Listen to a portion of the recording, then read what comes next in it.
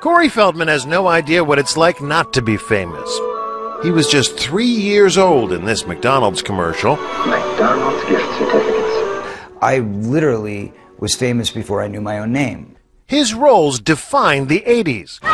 Goonies. This was my dream, my wish. Stand By Me. You call my dad a loony again, and I'll kill you. License to Drive. The only difference between you and that greaseball is that he has a license and you don't.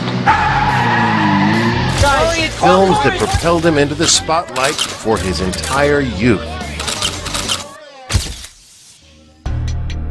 But being famous so young, he says, caused serious damage to him and his friends.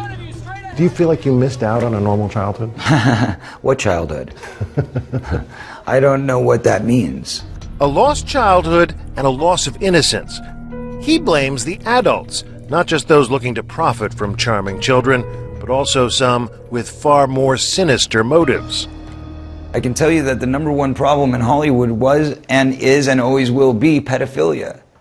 That's the biggest problem for children in this industry. The casting couch even applies to children. Oh yeah. Not in the same way. It's all done under the radar. Nobody talks about pedophilia. It's the big secret. And it's widespread? Oh yeah. I was surrounded by them when I was 14 years old. Surrounded. Literally. Didn't even know it. It wasn't until I was old enough to realize what they were and what they wanted and what they were about and the types of people that were surrounding me till I went, oh my God, they were everywhere like vultures.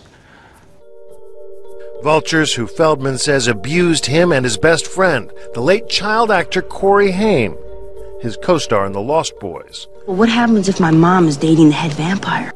Feldman says the trauma of that pedophilia contributed to Haim's death.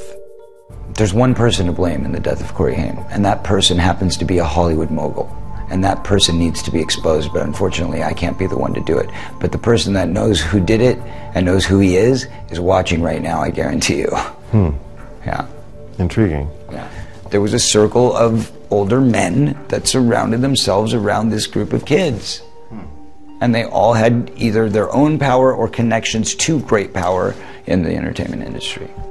Feldman won't name names.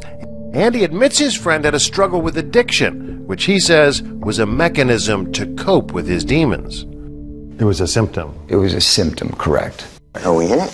In 2008, the two Coreys confronted each other on their reality show about the dark past they shared. You let me get around in my life, man. Raped, so to speak. When I was about 14 and a half, and I'm saying this right now. What'd you do, man, when you saw that going down when I was 14 to me? What'd you do? You knew about it. You want to talk about the truth? Okay, well then let's talk about the truth. I was being molested at the same time by somebody else. What'd you do? You know, there's a lot of good people in this industry, but there's also a lot of really, really sick, corrupt people in this industry. And there are people in this industry who have gotten away with it for so long that they feel they're above the law.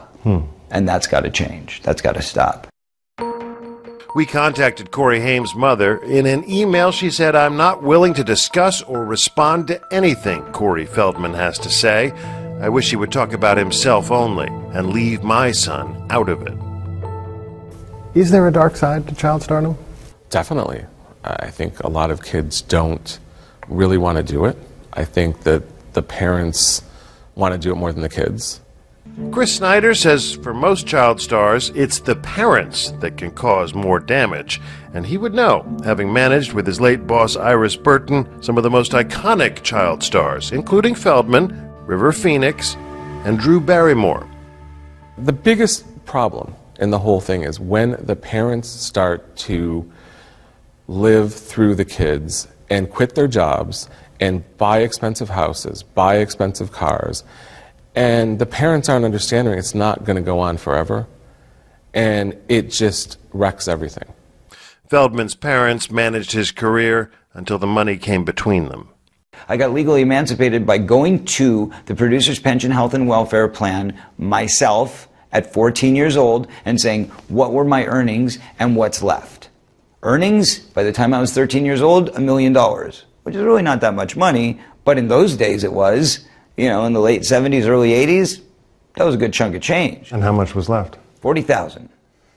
And guess what? When I went in for the emancipation trial, my father said, since I spent my time with you on your last film and took it away from my office where I should have been focused, instead, I'm going to ask you for that $40,000 back as repayment for the money that I lost in my business. You had to pay your dad?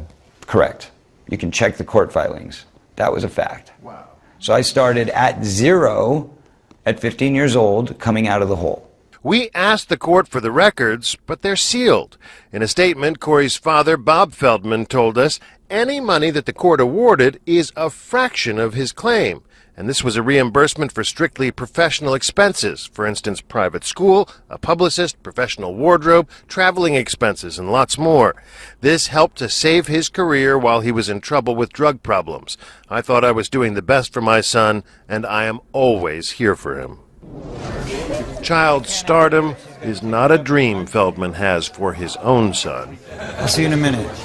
He is, after all, one of the few stars who doesn't let his child get photographed on the red carpet. Would you ever put your own kid into the industry? No, absolutely not. Never? Never. I believe that everybody in this world should have the freedom of choice. And child stars don't? Child stars have nothing.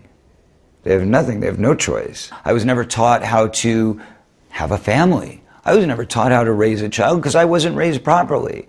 I was never taught how to care for somebody because I was never shown genuine love. I was shown business. This is what you do. Here's how you read a contract. I knew how to read a contract by 10 years old, but I didn't know what it meant for somebody to come in and tell me they love me and kiss me goodnight. That's a problem.